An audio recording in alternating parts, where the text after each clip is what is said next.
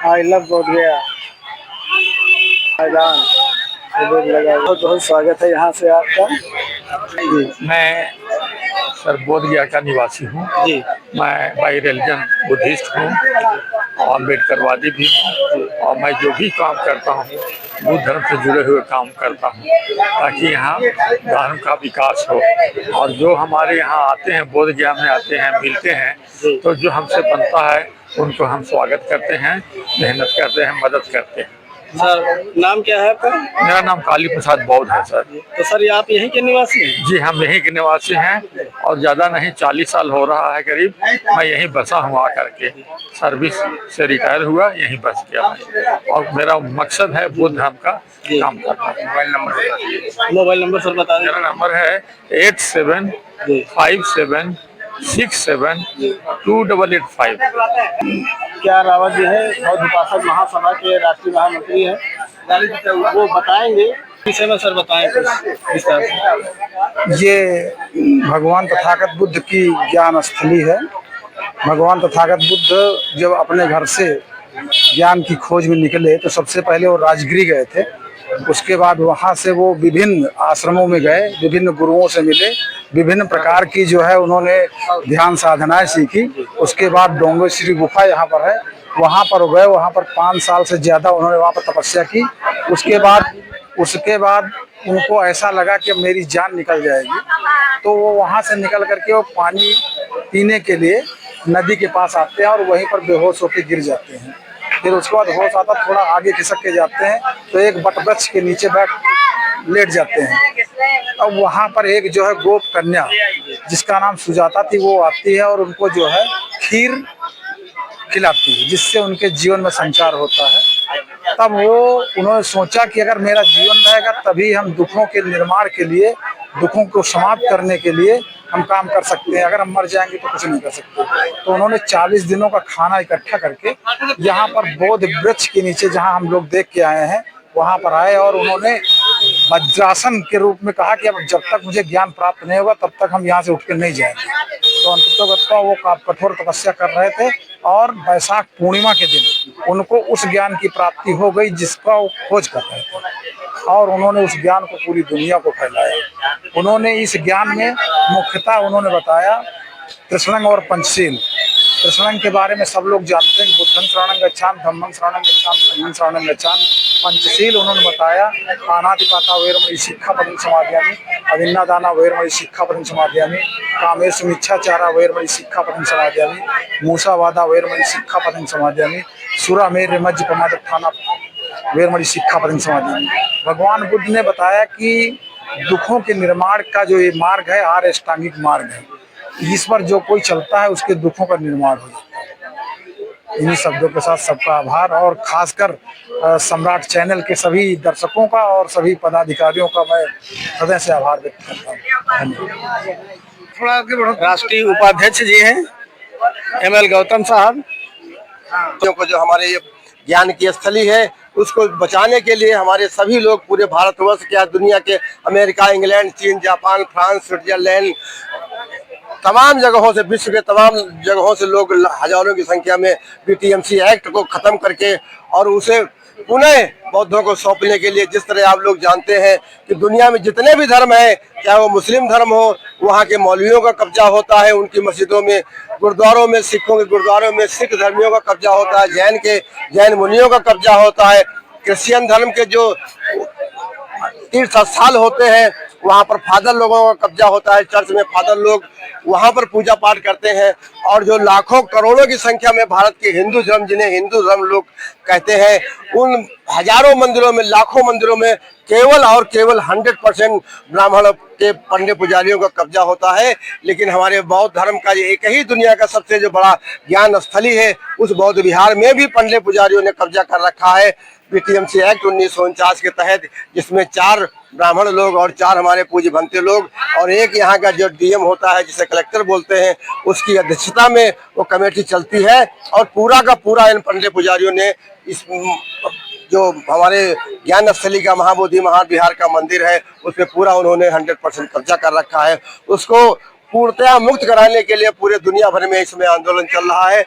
सभी जगह अभी आपने देखा होगा कि नागपुर से बिनाचार्या की धम्म ध्वज यात्रा अभी चैत भूमि 2 सितंबर को चैत भूमि चली थी, जो आपसी कुछ हमारे पूज्य भंते लोगों में आपसी मतभेद था, उसको मिटाने के लिए वहां पर हमारे बाबा साहब के पौत्र यशवंतराव भीमराव अम्बेडकर जी की अध्यक्षता में वहां 2 सितंबर को चैत भूमि, जहां हमारे बाबा साहब की समाधि स्थल है, उस चैत भूमि पर एक ऑडिटोरियम हॉल के अंदर, जहां पर हमारे करीब करीब हजारों लोगों की उपस्थिति में पूरे नागपुर और महाराष्ट्र के लोगों के अध्यक्षता में वहां पर हमारे जो हमारे पूज्य भंते लोगों में कुछ थोड़ा बहुत मनमुटाव था, उसको हटाने के लिए वहां पूर्णतया और एक झंडे के तले, एक बैनर के तले बीटीएमसी एक्ट को पूर्णतया समाप्त करने के लिए सभी लोग एकत्र हुए हैं।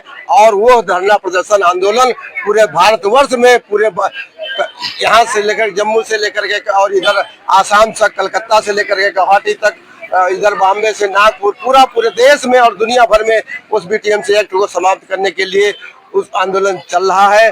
और हम सभी लोग लगातार हमारे लखनऊ के और रायबरेली के तमाम साथी, हम लोग अभी 12 मई को भी आए थे, उसके पहले भी हम लोग लगातार आए हैं। और हम लोग रायबरेली और लखनऊ के हमारे तमाम साथियों के साथ, जिनमें हमारे बौद्ध उपासक महासभा के श्री KR रावत जी हैं, जो हमारे महासचिव हैं, और हमारे कोषाध्यक्ष श्री राधेलाल जी हैं, और जिला अध्यक्ष चंदन सोनकर जी हैं, हमारे राष्ट्रीय कार्यकारिणी के सदस्य श्री गुरुप्रसाद जी हैं, हमारे राष्ट्रीय कार्यकारिणी के वरिष्ठ पदाधिकारी श्री BP रावत जी हैं, हमारे साथ जिला अध्यक्ष चंदन सोनकर जी हैं, और MP सम्राट जी हैं, जो भारत के सम्राट के नाम से चैनल चलाते हैं, जिनके माध्यम से ये हम अपने साथियों की बातें अपने देशवासियों तक पहुंचाते हैं। मैं उनको तरफ से और अपने तमाम साथियों की तरफ से, हमारे साथी 2 नौजवान साथी जो आए हुए हैं, लखनऊ में प्रैक्टिस करते हैं, एडवोकेट की प्रैक्टिस करते हैं, वो 2 साथी भी हमारे साथ आए हुए हैं।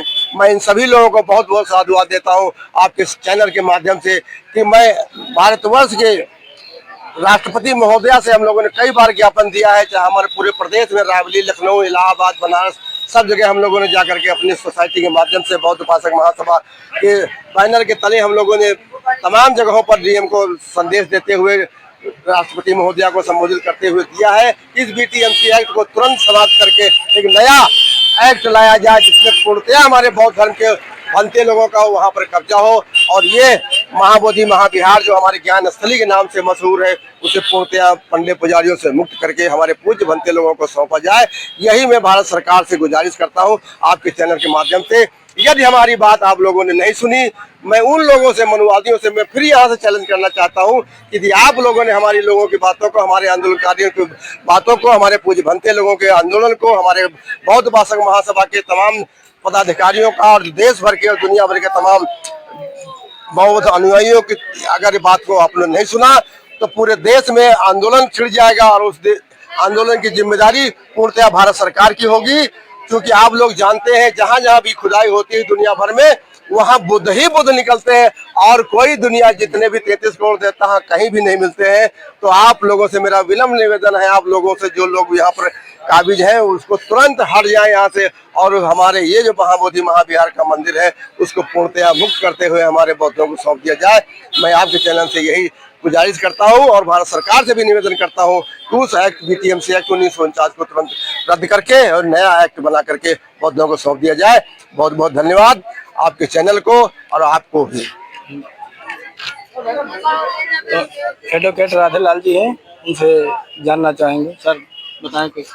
सबसे पहले तो आपके चैनल भारत के सम्राट और आपके श्रोताओं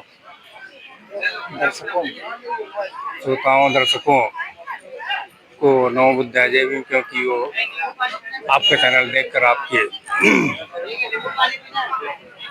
बातों को, आपके किए गए कार्यों को आगे ले जाते हैं। उसके बाद भगवान बुद्ध की ज्ञान स्थली, जिस ज्ञान को पाकर सन 2009 में तब से आज तक जितनी तरक्की की इस रास्ते पे चलकर, भगवान बुद्ध और बाबा साहब के मार्ग पे चलकर, उन भगवान बुद्ध और बाबा साहब को नमन करते हुए बौद्ध उपासक महासभा के हमारे उपाध्यक्ष ML गौतम जी और महामंत्री KR रावत जी, हमारे साथ बौद्ध धर्म की दीक्षा ली आप MP सम्राट के एडिटर चैनल के, और जिला अध्यक्ष हमारे चंदन सोनकर जी, बाबू गुरु प्रसाद जी और भगवती प्रसाद जी, और 2 लोग हमारे साथ एडवोकेट हैं, वो दक्षिणा गांव से हैं निगोहा के।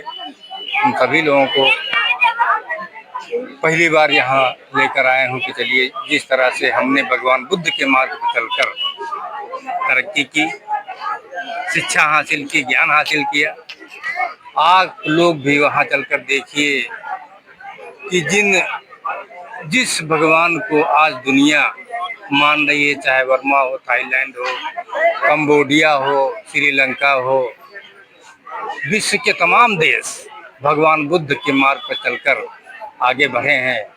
और भगवान बुद्ध बिहार के गया जिले में उन्होंने ज्ञान प्राप्त किया था, उन्हीं के मार्ग पर चल तमाम लोग आगे बढ़ रहे हैं। तो मेरा यही निवेदन है आपके चैनल के दर्शकों से कि आप लोग भी भगवान बुद्ध के मार्ग पर चलकर ज्ञान प्राप्त कर, शिक्षा पाकर आगे बढ़ें। जिस तरह से हम लोगों ने तरक्की की, आप भी तरक्की करें, क्योंकि एक उदाहरण है बुद्ध के जीवन काल का ही। जब राजा शुद्धोधन के सारे राजकुमार, समस्त राजकुमार बुद्ध के अनुयायी बने और भंते बने, उसके बाद बुद्ध ने अपने पुत्र राहुल को भी दीक्षा दी। तब उनके पिता शुद्धोधन बहुत परेशान हुए, बहुत चिंतित हुए कि हमारे सारे राजकुमार बुद्ध के अनुयायी हो गए और रहा हुआ हमारा ये नाती था राहुल, वो भी, उसी को भी दीक्षा दे दी बुद्ध ने। तब उन्होंने अपनी पीड़ा बताने के लिए बुद्ध के पास गए अपने पुत्र। उन्होंने कहा कि आपने सारे राजकुमार ले लिए, सबको बनते बना दिया, ये राजपाट चलाने वाला था राहुल हमारा नाती, उसको भी आपने बनते बना दिया, दीक्षा दे दी। तब बुद्ध ने कहा कि पिताजी, जो मार्ग मैंने खोजा है, जो रास्ता मैंने खोजा है, उस मार्ग को अपनों से नहीं बताएंगे, अपने पुत्र से नहीं बताएंगे, तो मैंने अपने घर परिवार के साथ करने का काम करूंगा। इसलिए मैंने अपने पुत्र, अपने समस्त घर परिवार के लोगों को बताया। निश्चित ही इस मार्ग में चले, इन सबका कल्याण होगा। नमो बुद्धाय। जय।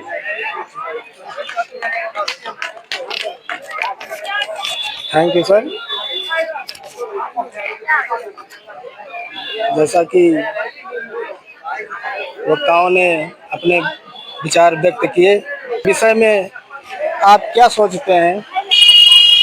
अपना राय, अपने विचार अवश्य दीजिए, और वीडियो अगर अच्छा लगे तो हमारे चैनल को सब्सक्राइब कीजिए, लाइक कीजिए, शेयर कीजिए। बहुत बहुत धन्यवाद।